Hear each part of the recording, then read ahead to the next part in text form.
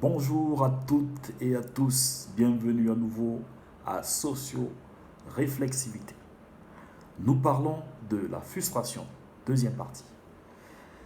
Nous avons parlé dans la première vidéo des effets et des conséquences de la frustration.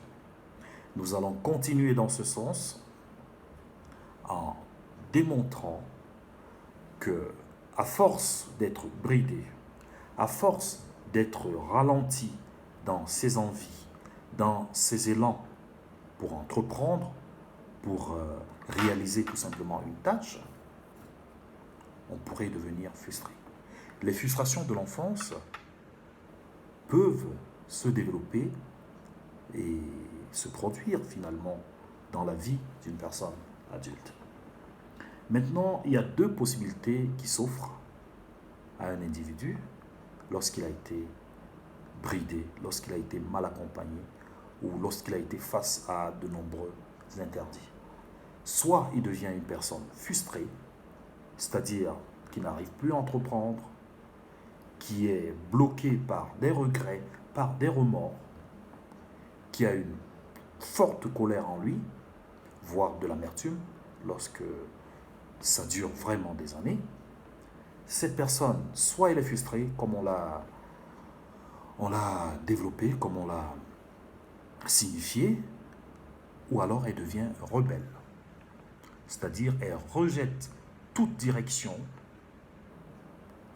toute règle, et elle s'oppose aux normes de la société. Ce qui n'est pas non plus avantageux. Parce que vivre en marge de la société, on sait que cela n'a pas que du bon. On se croit libre, mais quelque part, on embrasse une autre forme de servitude. Donc, il faut plutôt accompagner les envies d'un enfant, les efforts, voire les progrès ou les initiatives d'un adulte au travail, afin qu'il devienne efficace et qu'il s'améliore dans des domaines où il doit progresser. Voilà. Il faut donc savoir, lorsqu'on est adulte, un adulte bien construit, qui accepte ses frustrations, parce qu'il faut le noter, les frustrations sont légitimes. On a besoin de quelques frustrations dans la vie pour être un individu accompli. Mais les développer, les déployer pendant de nombreuses années, c'est ce qui n'est pas bon. C'est ce qui génère la colère, finalement l'amertume. La colère, on l'a dit, contre soi-même et contre les autres. Et on devient amer. On devient amer, tout simplement. Parce qu'on est traversé de nombreux regrets et de remords. Donc, devenir adulte, ça veut dire accepter les quelques frustrations, des choses qu'on ne pourrait pas réaliser dans la vie parce qu'on ne peut pas tout accomplir, les accepter, mais ne pas s'asseoir sur ces déceptions et bâtir dessus. Tenez par exemple, il y a des gens qui sont frustrés de ne pas avoir fait de grandes études, mais qui travaillent bien de leurs mains, qui sont de bons techniciens, qui excellent dans d'autres domaines. Donc, ils pourraient accepter cette frustration quelque part de ne pas avoir fait plutôt de grandes études parce que cette frustration a été compensée. Parallèlement, la personne qui a fait les grandes études, elle n'est pas douée, ça c'est sûr. Peut-être pas quelquefois, c'est pas non plus automatique. Elle n'est pas douée de ses mains, elle n'est pas un fin bricoleur. Voilà, elle est frustrée quelque part.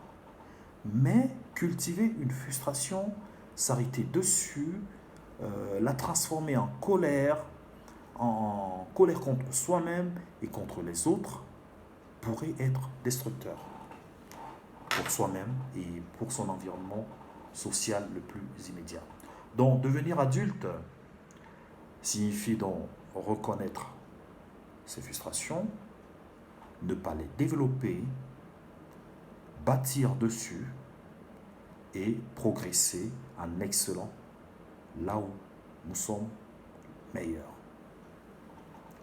Donc,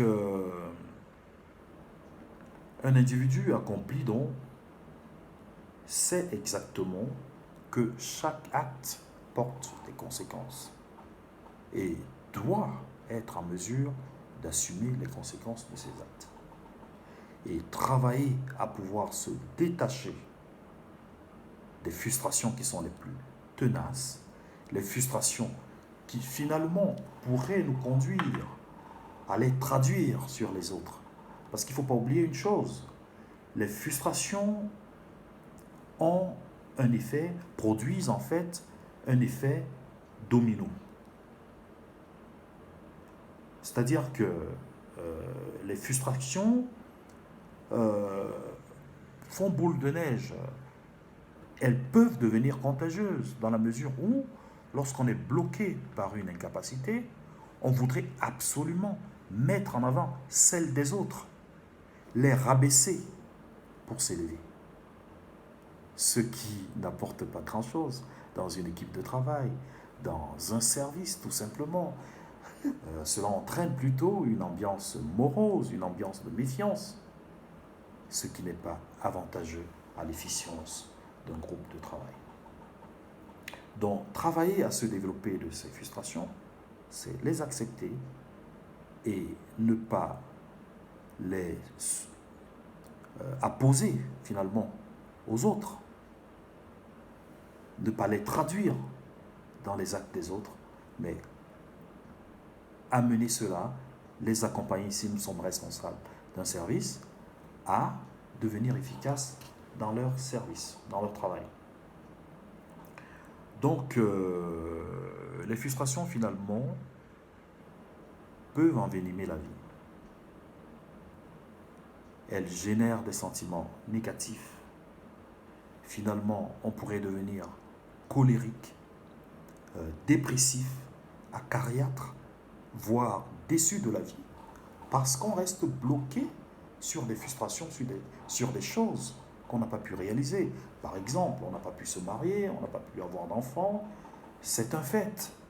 La vie, on pourrait dire, est ainsi faite. On ne peut pas tout avoir. Ce qu'on a, travaillons à développer les capacités qu'on possède. Et veillons à accompagner les jeunes enfants, à les aider à réaliser le peu de choses qu'ils sont capables de faire, afin qu'ils ne deviennent pas plus tard des adultes frustrés et déçus de la vie et qui finalement apposent ou reproduisent cette frustration sur les autres. Ce pourrait être leurs enfants ou alors leur compagne, leur femme ou leurs collègues de travail, voire plus loin, dans quelques groupes sociaux où ils se trouvent. Voilà, je vous retrouve dans une seconde vidéo pour continuer avec le thème de la frustration. Merci beaucoup, à bientôt.